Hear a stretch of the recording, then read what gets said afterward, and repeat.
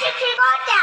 त्यांचा जन्म 3 जानेवारी 1831 रोजी महाराष्ट्रातील सातारा जिल्ह्यातील नायगाव येथे झाला.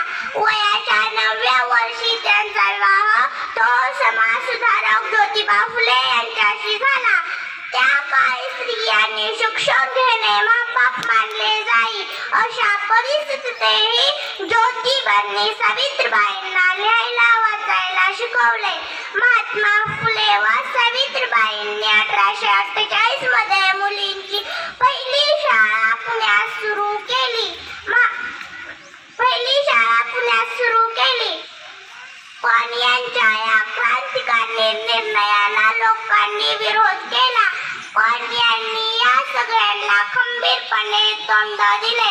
सावित्रीबाईंनी स्त्रियांना साक्षर व्हा, निर्भर व्हा हा संदेश दिला.